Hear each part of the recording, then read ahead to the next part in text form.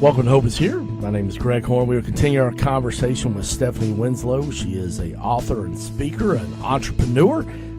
She recently wrote a book called Ascent to Hope, The Rugged Climb from Fear to Faith. I want to encourage you, if you missed yesterday's program, to check out our 14-minute podcast as we talked about this outstanding book. You can go to our website, hopeishere.today. That's hopeishere.today to listen to that. Or if you want to get a copy of this book, go to the website, ascenttohope.com. That's ascenttohope.com. Well, Stephanie, I want to talk to you today about, life. A lot of times we have unresolved problems. I did a program a couple weeks ago talking about the thorn in the flesh, and people have been followers of Jesus for a while. Remember that Paul pleaded 3 times with God to remove this thorn from his flesh, and yet he never did. God never removed it, and yet we also don't know what that thorn in the flesh was. And, to me, that really relates to we all have a thorn in their flesh or an unresolved problem, yet God gives us grace, as Paul said, and hope to carry on, doesn't he? He certainly does. Yes, he does.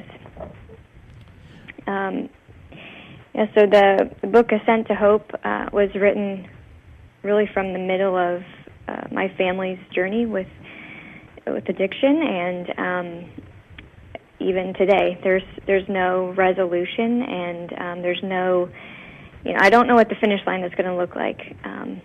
But at the same time, I do know and that I'm living in hope today, that he will work all things out for the good of those who love him, as his word promises us. And I can live my life the way that I know that God is asking me to. And so even when the situation itself looks hopeless, I know that God is in control of that. And there was a woman I met at an Al-Anon meeting who said to me that I can still be happy even if my alcoholic is drinking. And I was like, what? I have no idea what you're talking about. I'm like, no, I need to be miserable because they're miserable. So that really shook my world a little bit as I wrestled with that, and I took that into prayer as well. And God really busted the door wide open in that, and He showed me that He does not want me to live in misery.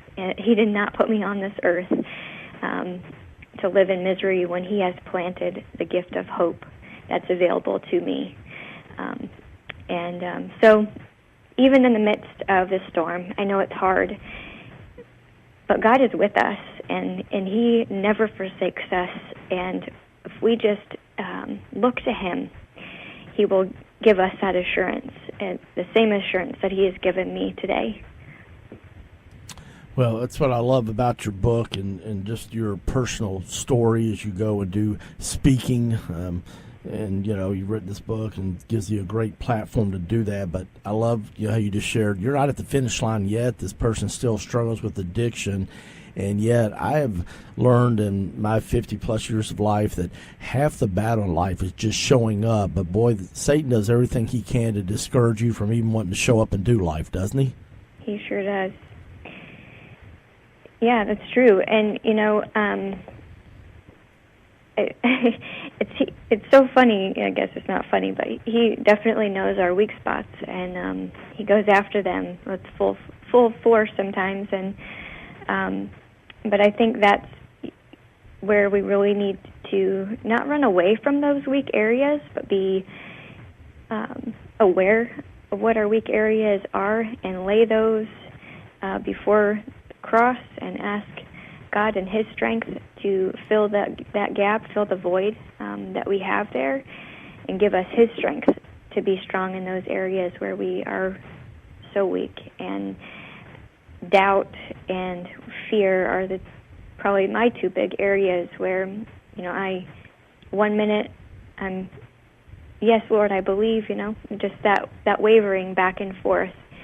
And so as we work on our relationship with Him and spending time before Him, He strengthens us, and that wavering, not that we don't ever waver, but the wavering becomes less frequent. And that's what I have noticed in my relationship as I've gotten into a deeper relationship with Christ. Well, I think the key word there, you said deeper.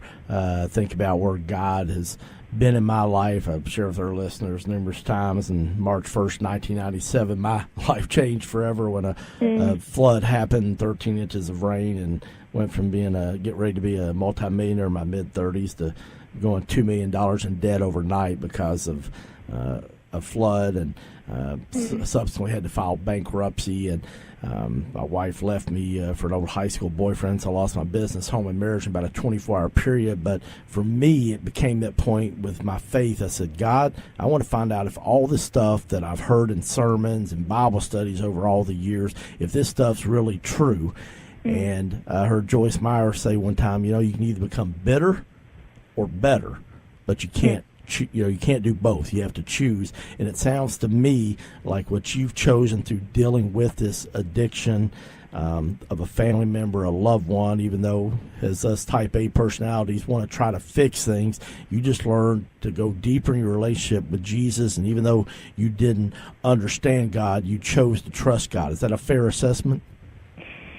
Yes, that's very fair, and it's absolutely true what you're saying. I went through the phase of bitterness. I went through the phase of living in anger. I went through the phase of blaming God and turning my back on Him, and Lord, I'm doing all of these things that I know that You're telling me that I should be doing, but why is this not resolved? Why am I seeing no traction, no movement? And just having no comprehension of the situation. And yet I said, but I will stay faithful to You because I trust that You're bigger than this.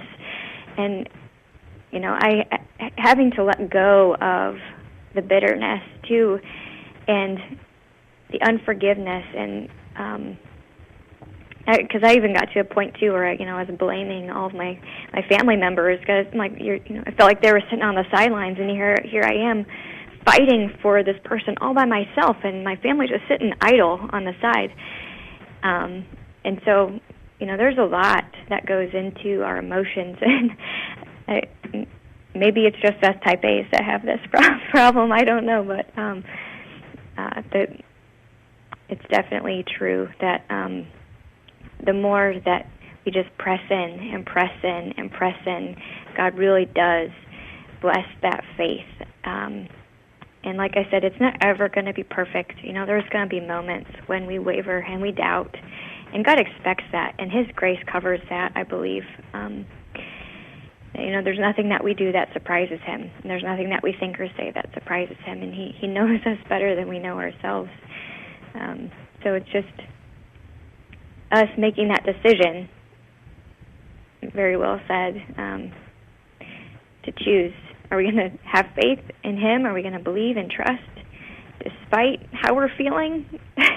Or are we going to trust that emotion and let the emotion take us astray into a place that really we're going to end up defeated? Well, I think the thing I love that you said is that, your faith, you chose to go deeper, but you did go through a spell of being angry at God, and I was too for a while with the floods. Like, why did it happen on Walmart's side of the street and not mine? And I think the thing that I want to encourage our listeners and want to see if you would echo the sentiment that is, God wants a real relationship with Him, and it's okay to say, God, I'm angry at You, isn't it?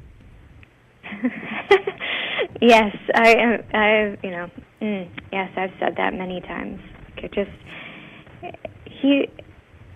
Like I said, she's not shocked. He knows what's in our heart at the core of our being. So I think if we have that freedom to say those things, to me, that's a sign of an intimate relationship with Him, that we're not afraid that He's going to get mad at us because we're just being raw and we're being real, and that's what He wants, right? I mean, if you think about who your most intimate relationships are on this earth, they're the people who see everything about you, your good days, your bad days, and they don't walk away. And that's the kind of relationship, and even deeper, that God wants to have with us. And can have that relationship, which is amazing. That veil has been torn. We're able to enter in and have relationship with him because of Christ. Just tuning in, we're talking with Stephanie Winslow. She's an author, a speaker. She also is an entrepreneur. She just wrote a book recently called Ascent to Hope, The Rugged Climb from Fear to Faith. Tell us a little bit about you being an entrepreneur, Blind Spot Consultants. What is that? Blind Spot Consultants is a consulting company that I started in 2016, and it is my main focus is process improvement, continuous improvement, organizational health. I really love working with family businesses and people who are really interested in integrating their faith into their work life. I spent a lot of years trying to keep the two separated, and then finally got to the point where I was just done doing business for the sake of business, and knew that God was calling me to a deeper place with him through my work. And so now I want to share that with other people as well, and teach them how to integrate their faith into their work.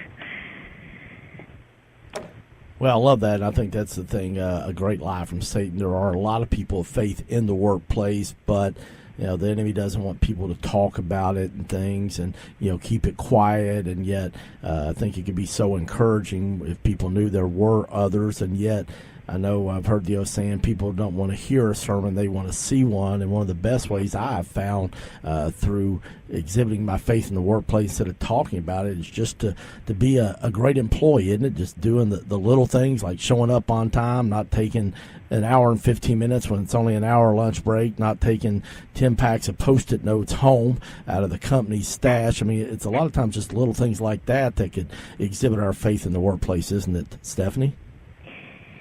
Yes, Greg, I think you're absolutely right. It's not necessarily the Sermon on the Mount kind of moments, but really the living out of the faith. Also, as a leader, exhibiting a lot of the same characteristics that Christ exhibited with his disciples, and living those out, and teaching and leading and guiding and training up the next generation.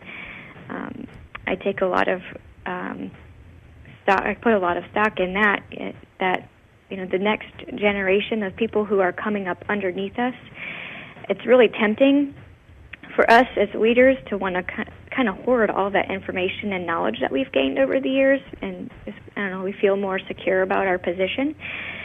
But I think the more that we give, the more valuable we are, and our worth is made known.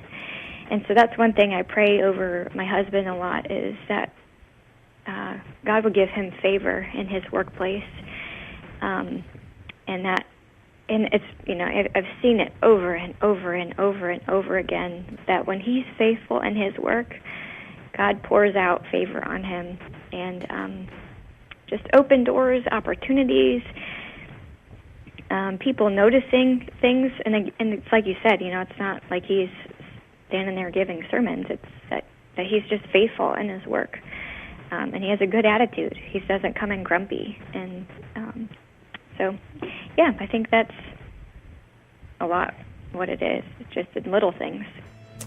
All right, well, we are out of time, but we're going to continue our conversation tomorrow with Stephanie Winslow.